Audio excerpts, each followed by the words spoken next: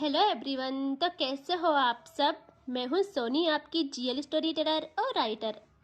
बिना किसी देरी के आते हैं सीधा स्टोरी पे।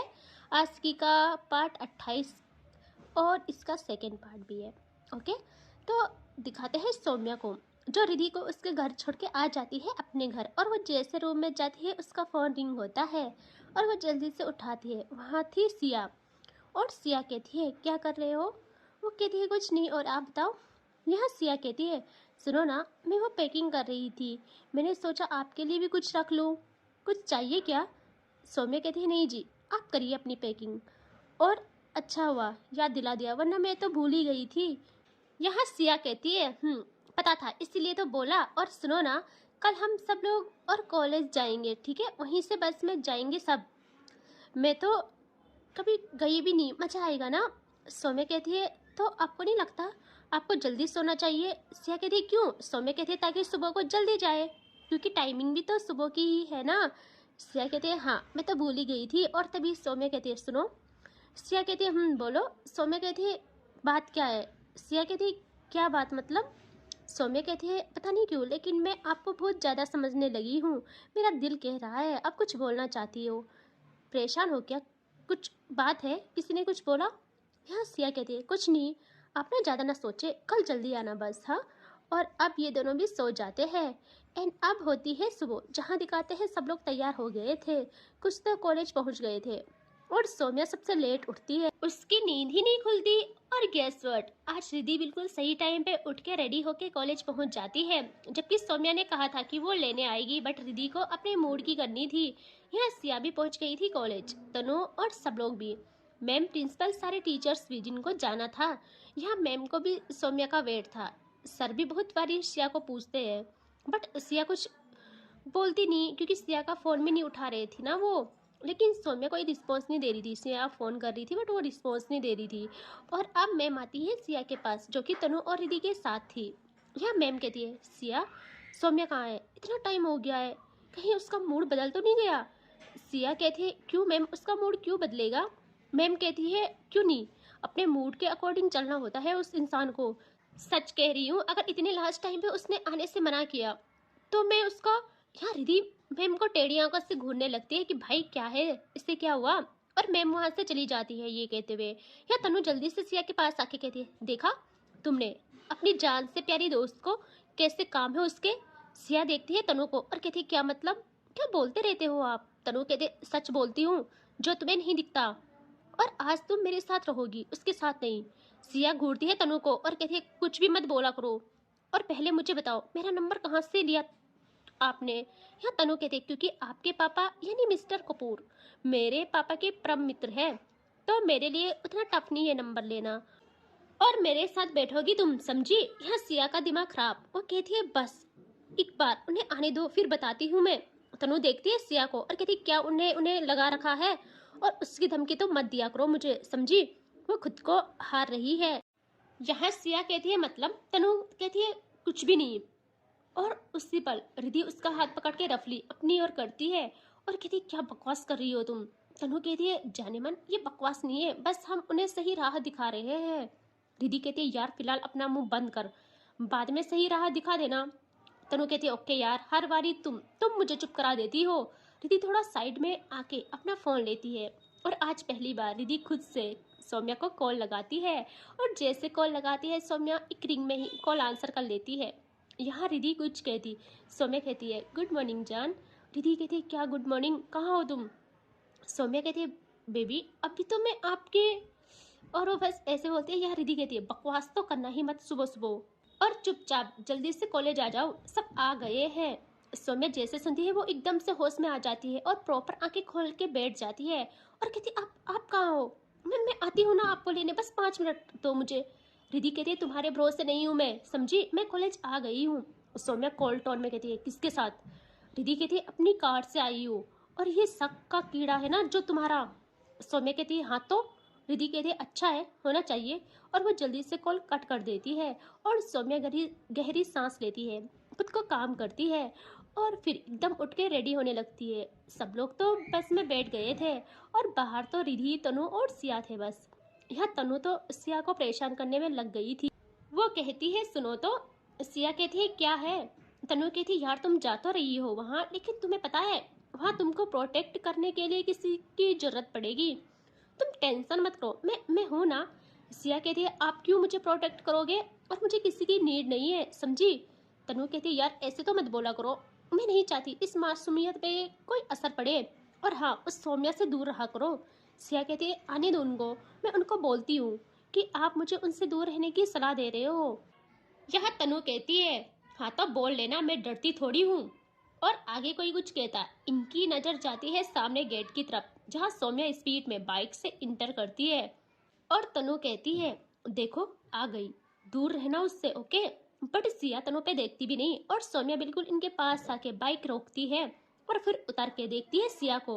और सिया तो गुस्से में देख रही थी सौम्या को, और वह कहती है यार ऐसे क्यों देख रही हो, आ तो गई ना। सिया कहती है टाइम देख रही हो आप, कितना टाइम हो गया है। और सौम्या जल्दी से सिया को हक कर लेती है, और सिया वही फ्रीज, उसे ना ये टच बहुत अच्छा लगता है, और सौम्या से ही आके हेड पे हल्का सा किस करती है। आई नो, ये कहती है वो कि आई नो आपकी बहुत सारी कॉल्स थी, मैंने उठाई भी नहीं, मैं सो रही थी इसीलिए। और तभी उसकी नजर जाती है तनु पे जो उसे देखे जा रही थी, मतलब ऐसे कि वो खा जाएगी उसे। यहाँ सौम्या सिया को हक से रिलीज कर लेती है, और तनु को देख के कहती है ऐसे क्या देख रही हो, खा जाएगी क्या सुबह सुबह। और तनु पहले से हक बबूला थी, इस बात से उसका गुस्सा आसमान छू जाता है। वो कहती है तुझे मुंह लगाना मैं सही नहीं समझती हूँ, समझी। और वो एकदम रिधि के पास आके उसका हाथ पकड़ती है और कहती है चलो यहाँ से, पता नहीं क्यों हम इससे रुके थे यहाँ। और वो रिधि को ले जाने लगती है कि सौम्या दूसरी तरफ से जल्दी से रिधि का दूसरा हाथ पकड़ लेती है, और रिधि बीच में रह जाती है। यह तनु देखती है पीछे, और उसे बिल्कुल अच्छा नहीं लगता सौम्या ने रिधि का हाथ पकड़ा था। तो वो कहती है हाथ छोड़ उसका। यार रिधि भी लाइक कि क्या बकवास है यार ये। यार सौम्या कहती है तुझे जाना है जा, रिधि मेरे साथ आएगी। और तनु को बस बदला लेना था, उसे सिर्फ लड़ाई करने का बहाना चाहिए था। वो जल्दी से गुस्से में सौम्या का कॉलर पकड़ लेती है एक हाथ से, और एक हाथ रिधि के हाथ पे था उसका। यहाँ सिया और रिधि बस इन दोनों को देखते रह जाते हैं कि क्या हो रहा है भाई। यहाँ सौम्या भी इतना झेलने वाली तो बिल्कुल नहीं थी। वो कहती है हाथ हटा कॉलर से, और रिधि का हाथ छोड़। तनु कहती है तू होती कौन है बोलने वाली, मैं उससे कहूँ ना, वो तुझे मुंह भी ना लगाए, देखे भी नहीं। और सौम्या के बर्दाश्त के बाहर हो जाता है, वो गुस्से में अपना हाथ हवा को चीरते हुए तनु पे गड़ने वाली थी कि मुक्का, कि दूसरे ही पल तनु के बिल्कुल पास आके उसका हाथ हवा में ही रह जाता है, क्योंकि उसकी निगाहें रिधि पे चली गई थी। और रिधि उसको आंखों से ही इशारे करती है कि बिल्कुल मत करना ये सब। और सौम्या रुक जाती है उसके एक इशारे पे। और यहाँ सौम्या को इतना गुस्सा आता है, सॉरी, यहाँ सिया को ना इतना गुस्सा आता है कि वो तनु को बहुत जोरों से पुश करती है, सौम्या से दूर कर लेती है।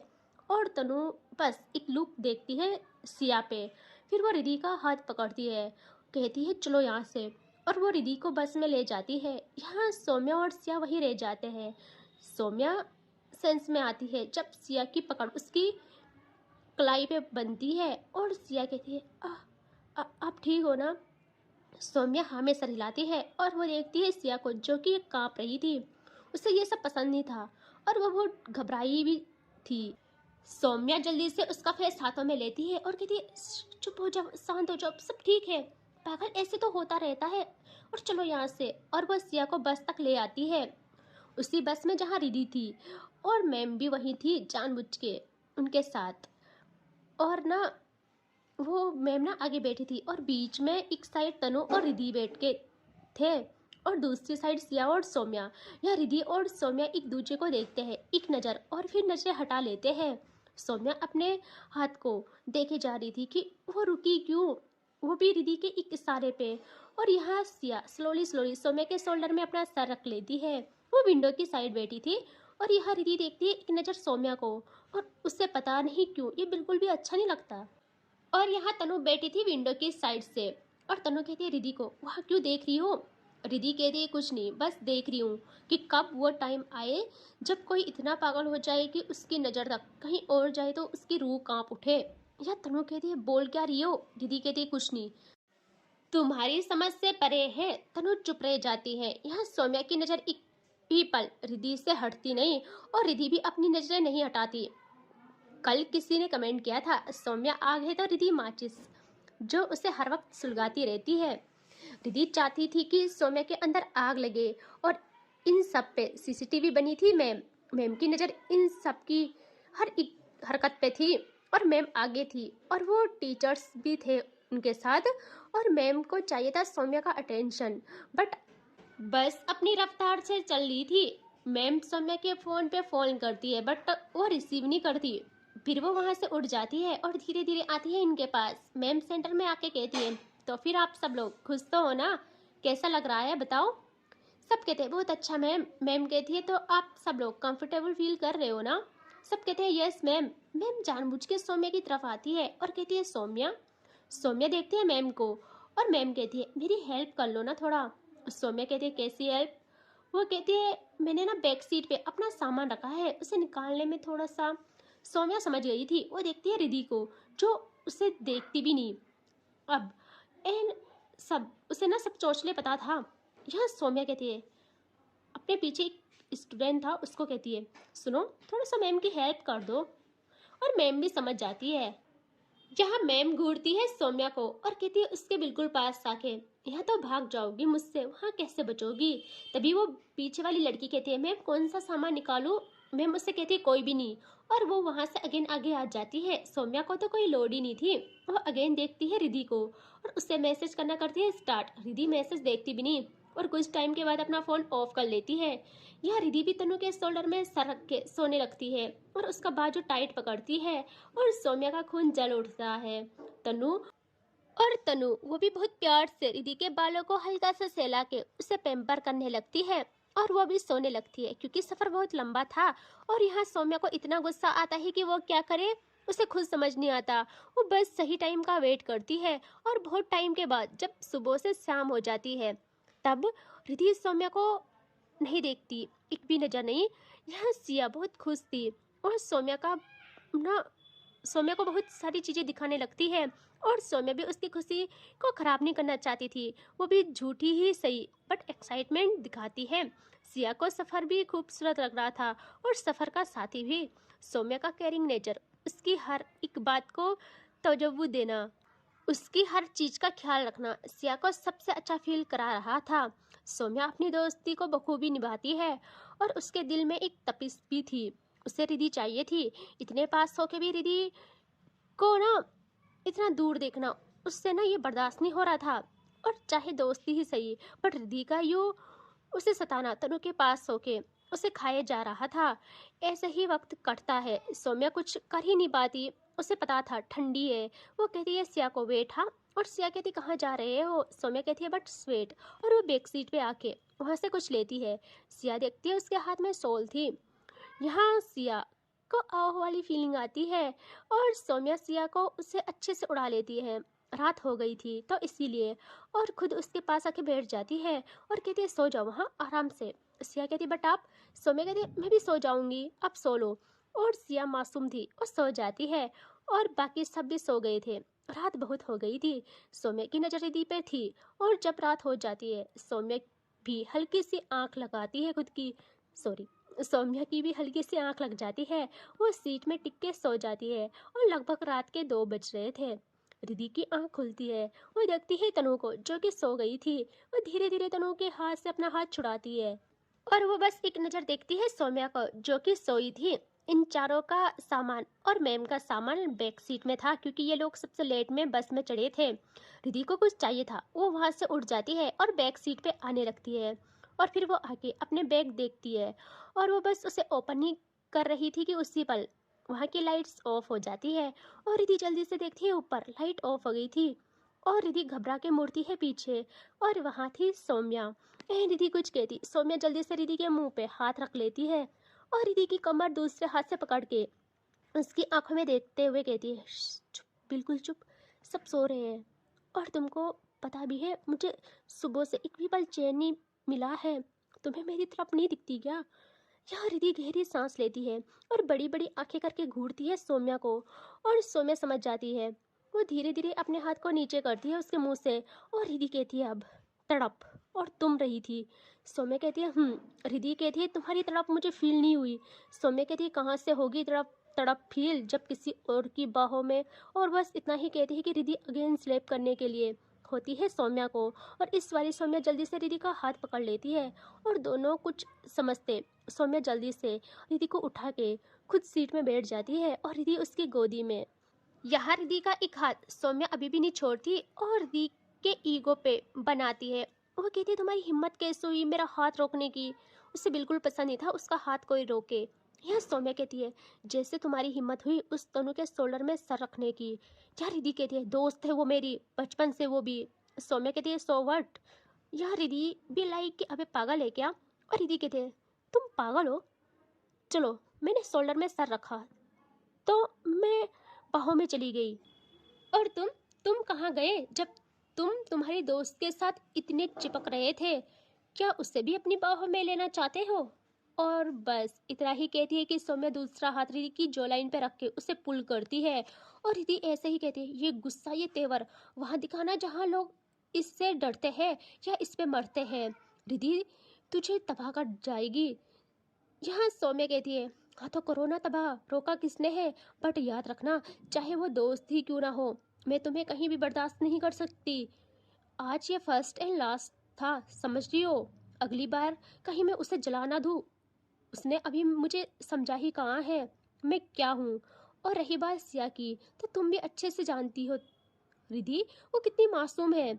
उसे इन सब से नहीं मतलब। रिद्धि को इतना गुस्सा आता है कि वो जोरदार थप्पड़ अगेन जड़ती है सौम्या को। और सौम्या का फेस साइड हो जाता है। और सौम्या कहती है वो शरीफ है। यहाँ रिद्धि कहती है वो शरीफ है या कोई कुछ भी है मुझे नहीं मतलब। और मुझसे दूर रहो तुम समझे जो हर किसी का हो जाए। रिद्धि उसे मुंह नहीं लगाती है। सौम्या जल्दी से रिद्धि के नेक में हाथ डाल के उससे अपनी ओर करती है और रिद्धि के करीब आके कहती है सांसों को रिद्धि के मुंह में छोड़ते हुए। सौम्या ने हजार कलियां बाहों में रखी है लेकिन जब से तुम्हारा नशा चढ़ा है मेरी नजरें तक मुझसे दगा कर गई है। क्या चाहती हो किसी को देखो तक नहीं। Okay done. आज के बाद सौम्या की नज़र तक किसी पे उस तरीके से पड़ी तो उसी पल में खुद को ख़त्म कर दूंगी। और रिद्धि कुछ कहती सौम्या रिद्धि के लबों पे अपने लब रख लेती है और अब करती है स्टार्ट। वो इतने जुनूनी तरीके से करती है कि रिद्धि का काबू छूटने लगता है खुद से। रिद्धि खुद को छुड़ाने की नाकाम कोशिश करती है पूरे 5 मिनट तक।